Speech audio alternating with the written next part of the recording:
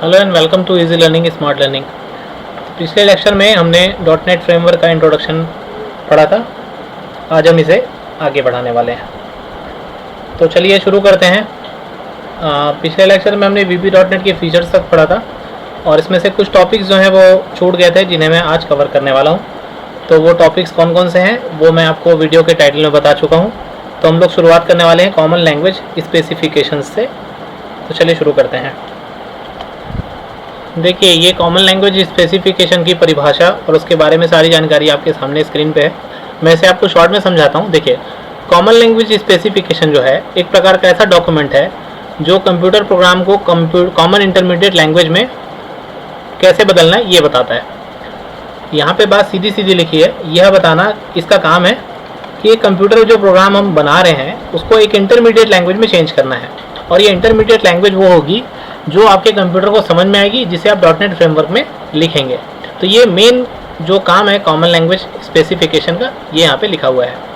तो जब कई भाषाएं एक ही बाइट कोड का उपयोग करती हैं तो प्रोग्राम के विभिन्न हिस्सों में अलग अलग भाषाओं में लिखा जा सकता है।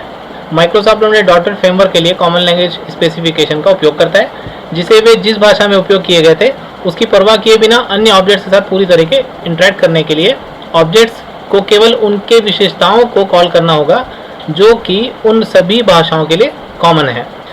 तो जिनके साथ उन्हें जानकारी आदान प्रदान करना होता है, हमको वैसे प्रोग्राम्स बनाने होते हैं, और ये जो काम हो जाता है ये सीधा सीधा कॉमन लैंग्वेज स्पेसिफिकेशन का हो जाता है कि कैसे कन्वर्ट करना है, ये इसकी जिम्मेदारी हो जाती है। तो माइक्रोसॉफ्ट ने हमेशा से ही एक सोच बना के रखी थी शुरू से। ये इसने पहले जब इसके कॉम और डीकॉम मॉडल आए थे तब भी इसने बताया था कि ये एक ऐसा प्लेटफॉर्म लाने वाला है जिसमें आप कोई भी प्रोग्रामिंग भाषा के माहिर हो तो आप क्या कर सकते हैं, माइक्रोसॉफ्ट .NET फ्रेमवर्क में स्विच कर सकेंगे। तो कॉमन लैंग्वेज स्पेसिफिकेशन जो है उन्होंने एक्चुअल में ये प्लेटफॉर्म दिया कि आप किसी भी प्रोग्राम के माहिर हो। जैसे आप C प्रोग्रामिंग के माहिर हैं तो आप C++ में विजुअल स्टूडियो .NET में काम कर सकते हैं। यदि आप जावा के हैं तो आप C# के द्वारा प्रोग्रामिंग कर सकते हैं। यदि आप VB में हैं तो VB.NET का प्रयोग कर सकते हैं। यदि आप ASP में हैं तो ASP.NET में काम कर सकते हैं। तो ये सारे के सारे जो आप अलग अलग प्रोग्रामिंग लैंग्वेजेस के नाम सुन रहे हैं, जिसमें से आप यदि VB.NET में काम करते हैं तो इससे फ़र्क नहीं पड़ता। कॉमन लैंग्वेज स्पेसिफिकेशन का काम ही होता है कि इसे सीधा सीधा कॉमन इंटरमीडिएट लैंग्वेज में बदल देना। तो माइक्रोसॉफ्ट ने CLS को परिभाषित किया, डिफाइन किया, जो भाषाओं के लिए जितने भी दिशा निर्देश होते हैं, जिसको हम लोग गाइडलाइन बोलते हैं, इसके अलावा कुछ भी नहीं है। मतलब ये रूल्स की एक बुक है जिसके आधार पे ही ये अपने काम को सही तरीके से संवाद करता है, जिसको हम लोग सीमलेस मैनर बोलते हैं अंग्रेजी में। तो ये आपका कॉमन लैंग्वेज स्पेसिफिकेशन। फिर आपका आता है JIT कंपाइलेशन। देखिए, JIT का फुल फॉर्म होता है just in time. Just in time का मतलब होता है कि जब आप JIT कंपाइलर असेंबली के MSIL कोड को नेटिव कोड में ट्रांसलेट करता है, ये इसका मेन वर्क हो गया। तो ये काम सिर्फ .NET फ्रेमवर्क में नहीं, ये काम जो है आपका जो जावा प्रोग्रामिंग लैंग्वेज होता है उसमें भी होता है। आप अगर मेरे जावा के लेक्चर को देखेंगे तो आपको वहाँ पे भी इसकी जानकारी मिलेगी, जस्ट इन टाइम कंपाइलर की। और .NET एप्लीकेशन को एग्जीक्यूट करने का टारगेट मशीन के CPU के आर्किटेक्चर का उपयोग करता है। तो जो भी आप CPU इस्तेमाल कर रहे हो उसके आधार पर क्या करता है, ये एप्लीकेशन को एग्जीक्यूट करने का काम करता है। अब यहाँ पे मैंने कुछ पॉइंट्स लिखे इंपॉर्टेंट JIT के बारे में। ये 4 पॉइंट आपको याद रखना है। पहला ये कि यह परिणामी मूल कोड को संग्रहित करता है ताकि यह बाद में कॉल के लिए सुलभ हो। यदि किसी लक्ष्य मशीन, मतलब जो आपकी टारगेट मशीन पर कोड एग्जीक्यूट करने वाला एक गैर देशी तरीका, मतलब कोई दूसरा तरीके से काम करे, तो JIT कंपाइलर उस पद्धति के MSIL कोड को मूल कोड में, मतलब नेटिव कोड में क्या करेगा, परिवर्तित करेगा। जहाँ पे आपको हिंदी में तकलीफ हो आप यहाँ पे इंग्लिश में उसका ट्रांसलेशन देख सकते हैं। JIT कंपाइलर जो है वो क्या करता है, .NET फ्रेमवर्क के रन टाइम एनवायरनमेंट में टाइप सेफ्टी को भी लागू करता है। टाइप सेफ्टी का मतलब होता है कि यहाँ पे टाइप जो है वो डिफाइंड होते हैं, और अगर डिफाइंड नहीं होते हैं तो ये ऑटोमेटिकली क्या करता है, मैनेज कोड का यूज़ करके उसे टाइप सेफ्टी का भी काम को प्रोवाइड करता है। यह उन मानों को जांच करता है, उन वैल्यूज़ को जांच करता है जो किसी भी मेथड के मापदंडों को परिभाषित किए गए हैं। मतलब जितने भी प्रकार के आपने डेटा टाइप दिए हैं उनकी जाँच भी करने का काम किसका होता है, JIT कंपाइलेशन का होता है। तो JIT कंपाइलेशन केवल इतना ही नहीं है, JIT कंपाइलेशन अभी शुरू हुआ है। आगे के लेक्चर्स में आप जानेंगे कि कितने तरीके के JIT कंपाइलेशन होते हैं। तो यहाँ पे मैंने लिखा है कि निम्नलिखित प्रकार के JIT कंपाइलेशन .NET में पाए जाते हैं। पहला को हम बोलते हैं प्री JIT, दूसरा को बोलते हैं इकोनो या इकोनॉमी आप बोल सकते हैं, तीसरा होता है नॉर्मल, या इसी को हिंदी में आप सामान्य कह सकते हैं, नॉर्मल JIT। तो सबसे पहला आता है प्री JIT। प्री JIT का मतलब क्या होता है, तो जब आप कंपाइलेशन कर रहे हैं, सोर्स कोड को कंपाइल कर रहे हैं, तो इसमें होगा ये कि आपका जो पूरा का पूरा सोर्स कोड है वो पूरा का पूरा नेटिव कोड में बदल दिया जाएगा। मतलब डॉटनेट के लिए बदल दिया जाएगा। एक कोड में पूरे कोड को नेटिव कोड में कंपाइल किया जाता है। यह एप्लीकेशन डेवलपमेंट के डिप्लॉयमेंट के समय किया जाता है। जब आप एप्लीकेशन को बना चुके होते हैं और बनाने के बाद में डिबग कर चुके होते हैं, उस टाइम पे ये काम किया जाता है प्री-जीआईटी का। डॉटनेट में से ngen.exe भी कहा जाता है। तो ये जो प्री-जीआईटी है इसका एक नाम भी है और इसके लिए एक प्रोग्राम होता है जिसे हम कहते हैं ngen.exe। उसके बाद में आपका ये इसका डायग्राम है प्री-जीआईटी कंपाइलर का, ये काम कैसे करता है। तो देखिए यहाँ पे ये आपका मेटा डाटा है। आपका यहाँ पे कोई सा भी प्रोग्रामिंग लैंग्वेज हो सकता है जो कि कन्वर्ट होगा प्री-जीआईटी कंपाइलर के द्वारा, और ये इम्प्लीमेंट होगा किसके द्वारा, ngen के द्वारा। यहाँ पे लिखा हुआ है। फिर ये बदल जाएगा नेटिव कोड में, उसके बाद में फिर एग्जीक्यूशन होगा। और ये जो साइकिल है ये चलता रहेगा। जब भी आप प्रोग्राम को कंपाइल करेंगे ये इसी तरीके से काम करता रहेगा। फिर आपका आता है इकोनो-जीआईटी। इकोनो-जीआईटी जो होता है ये क्या करता है, केवल उन मेथड को कंपाइल करता है जिन्हें रन टाइम पर कॉल किया जाता है। तो केवल इसमें ऐसे मेथड्स आएंगे जिसे आप रन टाइम पे ही क्या कर रहे हैं, कॉल कर रहे हैं। जैसे वैल फंक्शन हो गया, वैल मेथड हो गया, या टू स्ट्रिंग मेथड हो गया, जिसे आप रन टाइम पे ही कॉल कर रहे हैं, रन टाइम पे ही आप काम कर रहे हैं, तो इसको हम क्या बोलते हैं, इकोनो-जीआईटी बोलते हैं। क्योंकि इसका काम केवल इतना होता है कि जब प्रोग्राम रन हो रहा होता है केवल उसी टाइम सपोर्ट प्रदान करना। इस विधि के एग्जीक्यूशन के बाद कंपाइल मेथड्स को मेमोरी से हटा दिए जाते हैं। तो एक बार जब किसी मेथड का काम हो गया तो आपके मेमोरी से उसका कोई लेना देना नहीं रह जाता, वो आपके मेमोरी से क्या हो जाएंगे, फ्लश कर दिए जाएंगे, उसे हटा दिया जाएगा। तो ये काम है आपके इकोनो-जीआईटी का। इसका डायग्राम यहाँ पे दिया हुआ है, मैं वापस इसमें आऊँगा अभी। पहले सामान्य जीआईटी मतलब या नॉर्मल जीआईटी को भी समझ लेते हैं, फिर इसके डायग्राम को देखेंगे। अब आता है नॉर्मल जीआईटी।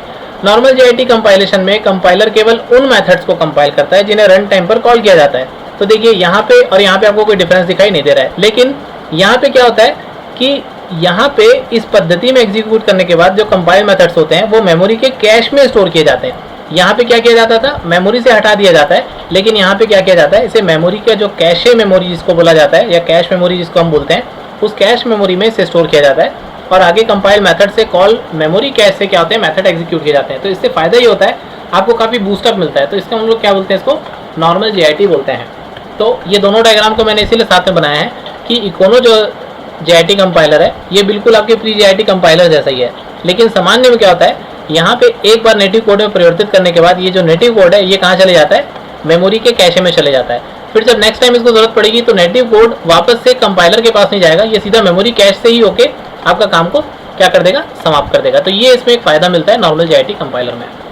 तो ये था आपका जीआईटी कंपाइलेशन, या जीआईटी आप इसको बोल सकते हैं या जीआईटी कंपाइलर भी बोल सकते हैं, या सिर्फ जीआईटी से संबंधित कोई भी सवाल आए तो उन सारे सवालों का जवाब पिछले 3-4 मिनट तक मैंने जितना बोला इसमें आपको सारे जवाब मिल जाएंगे। इसका नोट्स, इसका डायग्राम आप यहाँ से बना सकते हैं। उसके बाद में फिर आता है MSIL या CIL। ये होता क्या है, इसके बारे में पिछले स्लाइड्स में हमने चर्चा की कि MSIL या माइक्रोसॉफ्ट इंटरमीडिएट लैंग्वेज होता क्या है। तो यहाँ पे इसका फुल फॉर्म मैंने लिख दिया है कि MSIL का मतलब होता है माइक्रोसॉफ्ट इंटरमीडिएट लैंग्वेज। इसे हम इंटरमीडिएट लैंग्वेज भी बोलते हैं या फिर कॉमन इंटरमीडिएट लैंग्वेज भी कह सकते हैं। अब इसका काम क्या होता है, देखिए कंपाइल टाइम के दौरान कंपाइलर सोर्स कोड को MSIL में परिवर्तित कर देता है। हमने देखा अभी कि कंपाइलेशन के बाद में ही ये जो कोड है आपका, जो आपने प्रोग्राम बनाया है, वो जब तक कन्वर्ट नहीं होगा तब तक उसे आपका कंप्यूटर सिस्टम पढ़ नहीं पाएगा। तो कंप्यूटर को इसे पढ़ना ज़रूरी है, इसलिए MSIL में से परिवर्तित करना आवश्यक होता है। उसके बाद MSIL जो है एक CPU स्वतंत्र निर्देश है। मतलब इसको ये मतलब नहीं है कि कौन से CPU को आप इस्तेमाल कर रहे हैं, इसको मतलब सिर्फ इससे है कि MSIL अगर आपके कंप्यूटर सिस्टम में है तो वो प्रोग्राम आपके कंप्यूटर पे चलेगा, अन्यथा वो चीज़ नहीं चलेगी। भले आपके कंप्यूटर में .NET का पूरा सॉफ्टवेयर ना डाला हो, लेकिन केवल MSIL हो तो भी आपका काम हो जाएगा। और ये एफिशिएंटली नेटिव कोड में परिवर्तित किया जा सकता है। तो ये बात यहाँ पे आती है कि अगर आप कोई .NET का प्रोग्राम को किसी भी कंप्यूटर में चलाना चाहते हैं तो आपके पास में केवल MSIL होना चाहिए। तो MSIL और CIL के बारे में आगे जो जानकारियाँ हैं वो कंटिन्यू रहेंगी। रन टाइम के दौरान कॉमन लैंग्वेज रन टाइम, ये CLR हमने शुरुआत में पढ़ा था। CLR का just in time compiler MSIL code को ऑपरेटिंग सिस्टम के नेटिव कोड में परिवर्तित करता है। इसको आप अगर शॉर्ट में बोलें तो मैं बिल्कुल आसानी से समझा देता हूँ। ये आपका सोर्स कोड है, ये आपका मशीन कोड है। इसमें कन्वर्ट करने का काम जो है वो कौन कर रहा है, आपका GIT कर रहा है। तो ये जो सोर्स कोड है यही MSIL है। इसी चीज़ को आप देखना चाहें तो यहाँ पे देख भी सकते हैं कि यहाँ पे आपका जो नेटिव कोड आपको दिखाई दे रहा है, यहाँ पे क्या लिखा हुआ है, CIL लिखा हुआ है। तो ये जो CIL आपका है, ये जब तक आप नहीं बनाएंगे तब तक ये कंपाइलर के पास नहीं जाएगा। यही CIL जो है, इसी को हम MSIL भी कहते हैं। तो इस चीज़ को आप याद रखिएगा कि रन टाइम के दौरान कॉमन लैंग्वेज या CLR का just in time compiler, JIT compiler जो है, वो MSIL कोड को ऑपरेटिंग सिस्टम के नेटिव कोड में परिवर्तित करता है। अगला पॉइंट ये है कि जब कोई कंपाइलर MSIL का प्रोड्यूस करता है तो यह मेटा डाटा का भी प्रोडक्शन करता है। और जो माइक्रोसॉफ्ट इंटरमीडिएट लैंग्वेज है और पोर्टेबल लैंग्वेज भी बोलते हैं इसे, ये क्या करता है, इसमें ये सारी चीज़ें समाहित होती हैं, इंक्लूड करता है इन सारी चीज़ों को, मतलब इसको हम PE फाइल भी बोलते हैं, ये इसमें इंक्लूडेड होती हैं। MSIL में ऑब्जेक्ट्स पर लोडिंग, स्टोरिंग, इनिशियलाइजेशन और कॉलिंग के तरीकों के साथ साथ arithmetic, logical operations, control flow, जितने भी आप प्रोग्राम में काम कर रहे हैं, ये सारी चीज़ें किस पे डिपेंडेंट होती हैं, आपके MSIL पे डिपेंडेंट होती हैं। तो ये सारे के सारे इंपॉर्टेंट पॉइंट्स हैं, पहला से लेके छठवां तक। इन सभी पॉइंट्स को आप याद रखें और जब भी MSIL के बाद में लिखते हैं या कोई सवाल आपसे पूछा जाता है तो ये सारी बातों को आपको बताना आवश्यक है। फिर आपका MSIL का आखिरी बात कि Microsoft.NET असेंबली कोड एक लॉजिकल यूनिट है। यहाँ पे सॉरी बोलूँगा मैं, ये जो चीज़ है आपकी MSIL नहीं है, ये अब आपका चालू हो गया असेंबली। जो असेंबली हम कहते हैं ये यहाँ से स्टार्ट हो रहा है। तो हो जाता है कभी कभी हम प्रेजेंटेशन बनाते टाइम ध्यान नहीं दे पाते, तो ये आपका स्टार्ट हो रहा है असेंबली जिसको बोला जाता है। तो असेंबली क्या होती है, यहाँ से मैं शुरू कर रहा हूँ। तो देखिए असेंबली क्या होती है, माइक्रोसॉफ्ट असेंबली जो है, .NET असेंबली जो है, ये क्या होता है, एक लॉजिकल यूनिट होती है जिसमें कोड होता है जिसे हम कॉमन लैंग्वेज रन टाइम जिसे कौन एग्जीक्यूट करता है, common language run time execute करता है। यह एक छोटी सी .NET एप्लीकेशन की डिप्लॉयड की सबसे छोटी इकाई है और ये एक DLL या EXE हो सकता है। तो आपने EXE तो शायद सुना होगा, लेकिन हो सकता है आपने DLL पहली बार सुना हो। तो DLL का मतलब क्या होता है, डायनामिक लिंक लाइब्रेरी। जब हम किसी एप्लीकेशन को चलाते हैं तो उस एप्लीकेशन को चलाने के लिए हमें कुछ सपोर्टेड फाइल्स भी लगती हैं। ये सपोर्टेड फाइल्स ही कौन सी फाइल्स होती हैं, DLL फाइल्स होती हैं। अगर ये DLL फाइल्स ना हो तो वो काम नहीं करेगा। उदाहरण के तौर पे आप जैसे माइक्रोसॉफ्ट वर्ड स्टार्ट कर रहे हैं तो आपको लगता होगा कि आप केवल MS-Word.exe चला रहे हैं, लेकिन एक्चुअली में MS वर्ड के साथ में केवल एक उदाहरण दूंगा, आपको बात समझ में आ जाएगी। जैसे उसका स्पेलिंग चेकर होता है, तो स्पेलिंग चेकर भी उसके साथ साथ स्टार्ट होता है। तो वो स्पेलिंग चेकर जो है वो क्या है, एक तरीके का DLL प्रोग्राम है, आप ऐसा समझ सकते हैं। तो जब आप प्रोग्राम बनाते हैं तो उसके साथ साथ उसकी असेंबली भी बनती है। उन असेंबली में उससे संबंधित जितने कोड्स होते हैं वो स्टोर होते हैं। यही असेंबली जो है क्या है, एक लॉजिकल यूनिट है जिसमें कोड होता है जिसे कौन रन करता है, common language run time run करता है। तो इसी चीज़ को मैंने दोबारा पढ़ी तो शायद आपको समझ में आ गई होगी बात। तो असेंबली वास्तव में टाइप्स और रिसोर्सेज की जानकारी का एक संग्रह है जो एक साथ काम करने के लिए फंक्शनैलिटी, कार्यक्षमता की एक लॉजिकल यूनिट बनाने के लिए बनाई गई है। इसमें वो सारी एग्जीक्यूटेबल फाइलें शामिल हैं जिन्हें आप किसी अन्य प्रोग्राम में .exe फाइलों और लाइब्रेरीज या DLL फाइलों की आवश्यकता के बिना अन्य एप्लीकेशंस के उपयोग से सीधा विंडोज से क्या कर सकते हैं, चला सकते हैं।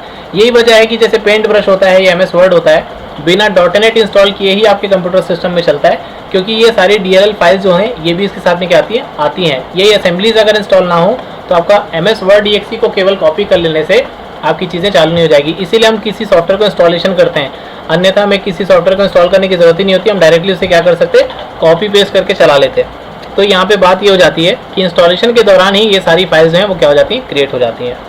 आगे की बात असेंबली में, असेंबली जो है वो .NET फ्रेमवर्क एप्लीकेशंस के बिल्डिंग ब्लॉक्स हैं। जाहिर सी बात है ये इसके बिल्डिंग ब्लॉक्स हैं।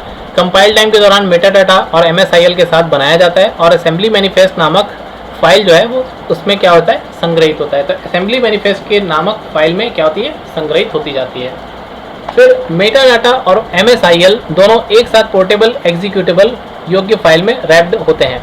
इसके बारे में चर्चा हमने अभी थोड़ी देर पहले JIT कंपाइलेशन में भी किया था कि जो पोर्टेबल एग्जीक्यूटेबल होते हैं इसी के साथ साथ MSIL के साथ में क्या होते हैं, दोनों रैप्ड होते हैं, एक साथ क्या होते हैं, लिपटे होते हैं। असेंबली मैनिफेस्ट खुद के बारे में जानकारी रखती है।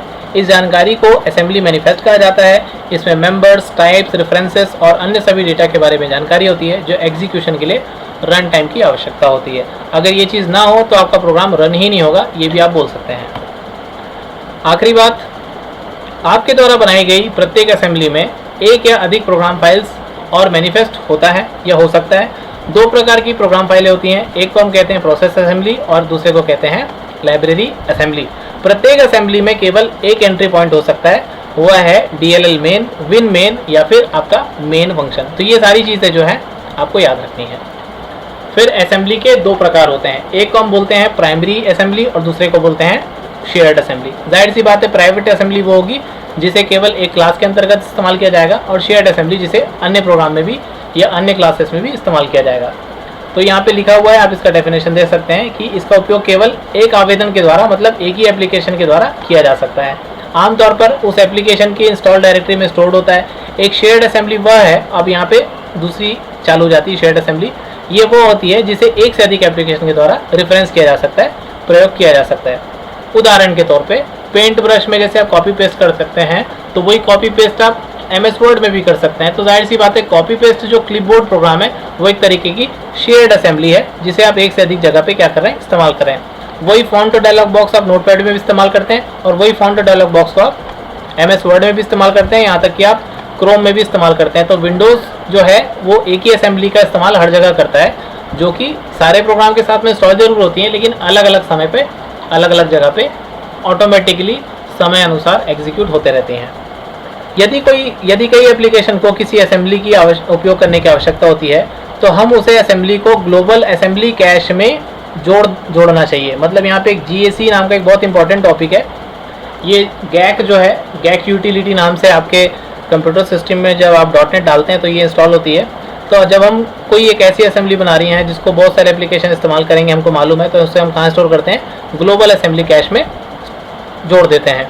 एक तीसरे प्रकार की असेंबली भी है जिसको हम सैटेलाइट असेंबली बोलते हैं। सैटेलाइट असेंबली क्या होती है, इसमें केवल स्टैटिक ऑब्जेक्ट्स होते हैं, जैसे कि इमेजेस और नॉन एग्जीक्यूटेबल जो फाइल्स होती हैं, उसको जो भी आवश्यकता होती है उसके अनुसार हम इन सैटेलाइट असेंबली में स्टोर करते हैं। तो ये थी आपकी असेंबली के टाइप्स और असेंबली क्या होता है उसके बारे में जानकारी।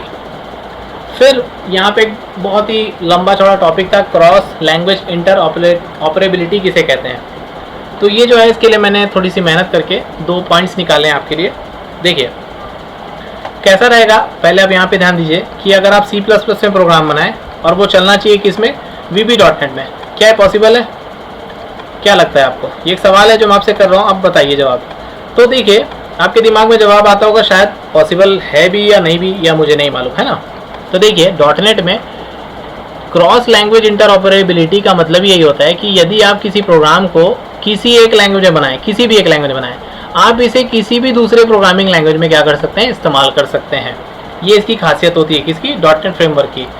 तो जाहिर सी बात है आप कोई भी प्रोग्राम यदि बनाएंगे तो उसे आप कहाँ इस्तेमाल कर सकते हैं, किसी भी दूसरे प्रोग्रामिंग लैंग्वेज में क्या कर सकते हैं, इस्तेमाल कर सकते हैं। तो यहाँ पे अब इसकी परिभाषा पढ़ते हैं। किसी एक लैंग्वेज के ऑब्जेक्ट या कंपाइल कोड को अन्य .NET कॉम्पेटेबल भाषा में उपयोग किया जा सकता है। इसे हम क्या कहते हैं, cross language interoperability. Language interoperability वह क्षमता है जिसमें एक अलग प्रोग्रामिंग भाषा का उपयोग करके लिखे गए कोड के साथ इंटरेक्ट किया जा सकता है। भाषा की इंटरऑपरेबिलिटी कोड के रीयूज को बढ़ाने में मदद करती है। इससे होगा क्या कि हम एक बार प्रोग्राम लिख देंगे, उसको बार बार क्या कर सकेंगे, रीयूज कर सकेंगे, और इसलिए डेवलपमेंट प्रोसेस की एफिशिएंसी, मतलब उसके जो प्रभाव है उसमें हम क्या कर सकते हैं, सुधार कर सकते हैं, उसकी एफिशिएंसी को बढ़ा सकते हैं। तो ये होता है आपका क्रॉस लैंग्वेज इंटरऑपरेबिलिटी। फिर आपका आता है गाड़ी ये वाला आया घर से कचरा निकाल, गार्बेज कलेक्शन।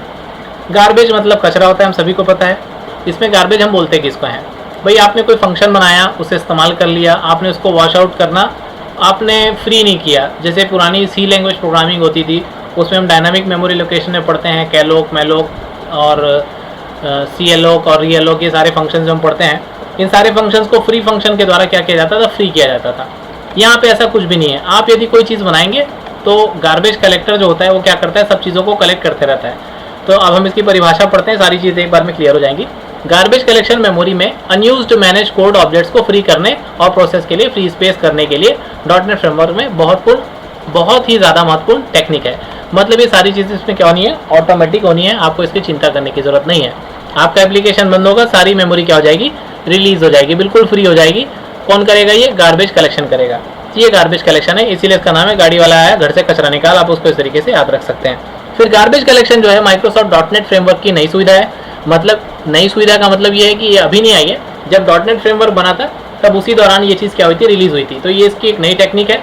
जब हमारे पास एक क्लास होता है जो रन टाइम में एक ऑब्जेक्ट को रिप्रेजेंट करता है, तो ढेर सारी मेमोरी में मेमोरी स्पेस भी आवंटित करता है। तो उस ऑब्जेक्ट के सभी बिहेवियर को ढेर में आवंटित मेमोरी में किया जा सकता है।